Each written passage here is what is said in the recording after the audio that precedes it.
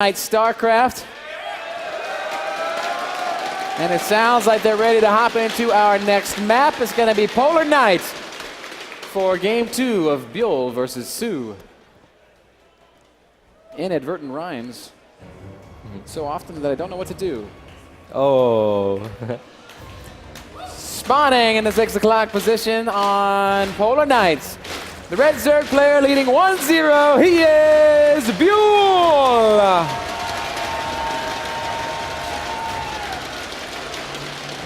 And his opponent in the top half of the map, the blue Zerg, his name is Sue.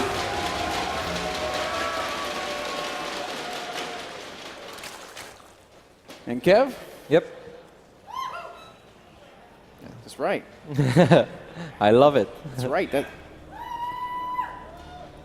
a happy fan down there. It's cheering for no reason at all.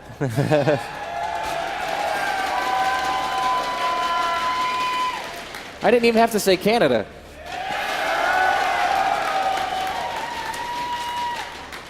Kev, no shenanigans early on here. No early pool. Looks like it's going to be Hatch first out of Sue, and Byul will probably do the same. Yep. I haven't seen too many ZVZs yet on Polar Night. I do think this is a pretty good map for roaches as well, as it's relatively easy to wall this up and stabilize up to a certain phase in the game. I was a little bit surprised by the fact that Sue decided to mine like over 200 and something gas, but then never really did anything with it. Do you think that was more out of safety precautions because he didn't know how much gas his opponent mined? Does that make any sense? I think depending on what he saw early on, he might have committed to some Zergling Baneling aggression. But that's really my best guess.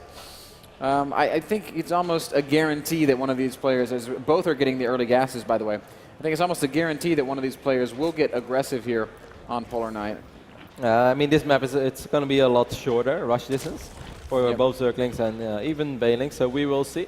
And I also don't think either of these guys wants to get into the mid game like we had on Whirlwind. This is a very, I'm going to call this a rampy map. I don't know if that even makes sense. But there are a lot of ramps, man. So if you want to call it a rampy map, I'm going to roll with it. If there's ever been a rampy map, it's Polar Night. Hashtag rampy map. If somebody tweets hashtag rampy map, I will retweet the hell out of that. Anyway, as you know, it's always hard to fight on ramps, and when you're playing Roach Wars, you can count on just controlling the high ground, and it will be a real hassle. So. We'll see if anybody is willing to go to that phase of the game, but we are already seeing Zergling speed out of Byul. And he's mining a little bit of gas still. Looks like it's just one drone, though. A lot of times players will do this and then start their Baneling nest and put drones back on gas. Mm-hmm. So everything is still up in the air? Mm-hmm. I'm just waiting, man. This is the calm before the storm. Baneling nest, drones back on gas. I feel like we just talked about this. Maybe you did, man. You're just way ahead of the meta again. A couple of lings in production for Byul. These first lings are just going to be to check it out, and we'll see if he decides he wants to get crazy. Does he want to go YOLO? No, I did not say Johan Merlo. I said YOLO. But you can't say Johan Merlo without YOLO. And it's always a good idea to bring Johan Merlo when you go YOLO. All right, enough love for Johan. Spinecrawler going down for Sue, as you'd rather be safe than sorry. One Ling might actually be able to sneak in the main base. It's not going to get there. Oh. That would have been very nice for him, even though there's not much to see. That's only something we know. Well, that's not something that Byul knows. He saw 2 queens and he saw Spinecrawler, and that was enough for Byul to say, okay, I'm going to build drones. But what he doesn't know is that there was actually 100 gas mined, which is still a little different than if that gas would have never been taken. Very true. Cute Zergling micro here in the middle Actually, of the he saw it with the Overlord, so I am wrong, man. Oh, that's a very quick layer. On both sides, actually, but 6 minutes and 5 seconds. So this will very likely turn into a Muta game. Didn't we see Byul play Mutas in one of the games against Jaedong on Belshire? Oh man, you're going to put me on the spot. All right, man. Yes, I'm just going to say yes and hope that I'm right. Roachwan going down, at least for now, for Sue, and Double Evolution Chamber as well. While on the other side of the map for Byul, we don't really see a whole lot of things going down, man. Sue hasn't really made a huge attempt to scout anything either of what's going on at the front. Yep.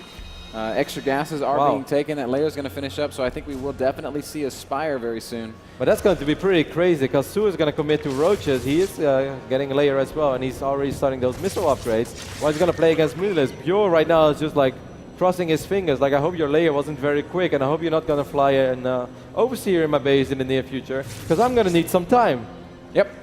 This Spire takes a long time to build. It's what is it, 100 seconds? Yeah, it's 100 seconds. So a full minute and some change before before the Mutas can actually enter play. Roach speed on the way. First Roaches in production. +1 range to oh my God, 11 Roaches. This could be the perfect timing for Su.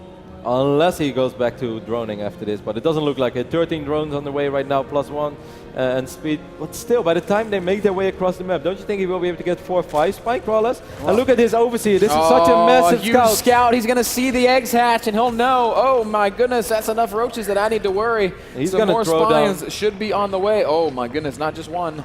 He already had 2. He's going to throw down 2 additional spines. There are how many Zerglings? 22 Zerglings on the map as well. So I think that's something he can work with. Spire is about to finish up. I actually think that he might be able to hold this, man. Zerglings and spine crawlers should buy him enough time to get the Mutas out. How many queens are on the map? There's only 4. I think that Byul's going to be in great shape here.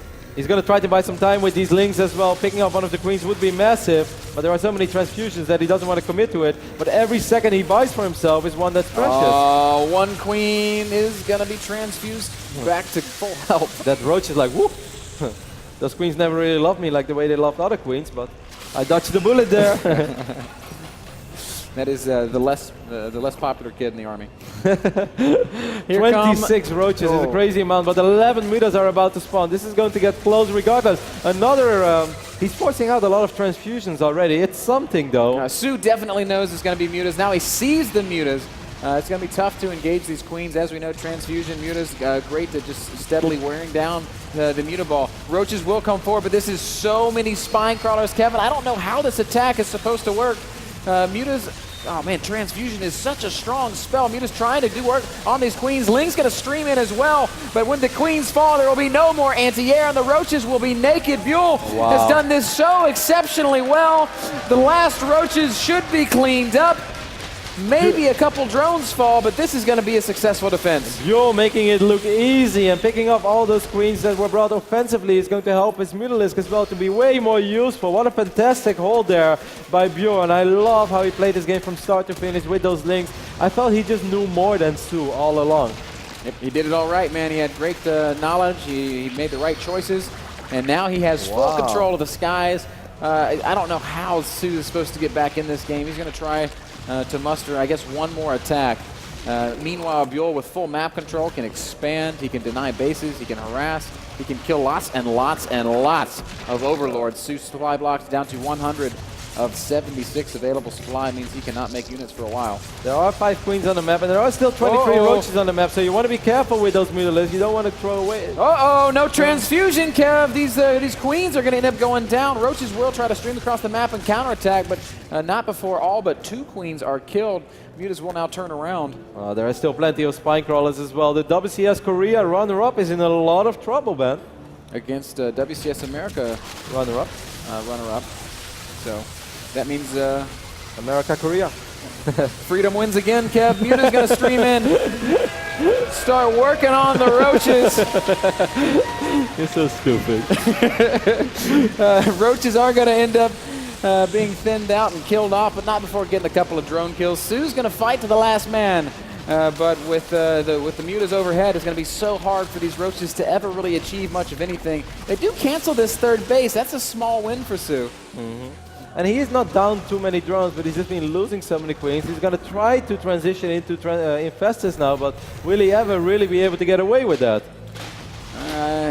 I'm not sure how, man. Even if he does get Infestors out, he's got to have something to supplement the Infestors to actually kill those Mutas, as they're just picking off Roaches all around the map. These 3 Roaches are going to get picked off by Zerglings. Queen's going to continue, Muta's going to continue to just dominate the skies. I love how Su is clearly just a phenomenal player because he's always doing something else on top of what's going on. So here we see another Roach attack into what would have been the 3rd base, but Byul didn't retake it. He's just using what he's got to make more and more Mutas. 3 queens and a spore crawler in each base, but there's still so many Mutalisk over here. And they're easily able to pick off this spore, and that's going to give them free reign over the main, at least until these queens come up from the natural. 3 more queens go down, and plenty of drones die in the exchange, and Zerglings streaming into the natural. Sue is up against it. Here come the Zerglings into the main base. There's a spine crawler in the nat, but does it matter when the spawning pool and the lair are destined to die? Pathogen glands finishing up. A couple more queens will come. Will spawn soon. But Kevin, I'm just not seeing any way back in this game for Sue. A couple of roaches did manage to sneak in the main base, but I'm afraid it's just a little too late. All these mutas are just killing every single thing that Sue has in his own main and natural. As you said, a couple of infestors are on the way, but by the time that these guys spawn, I think all of these drones will be dead. So many drones will fall. The last of the economy basically being ravaged. Look at this single lonely roach crying off creep because all of his friends have been killed. Spawning pool will fall. The lair will fall. Sue's out of this one, man. He's got 26 supply left. He just wants to kill the Spire out of spite. Here come the infestors. Will they even make a single cast? It's just not meant to be, Kev. He's got nothing left. Good game. A 2-0 victory for Byul, as he will advance one stage further in the WCS Season 3 Finals. Move on to play against Dog, the player that he lost against yesterday, but I must say he looked great in this ZVZ. He played against the WCS Korea runner-up, the same player that defeated Soki in the semifinals, and Byul was just in control.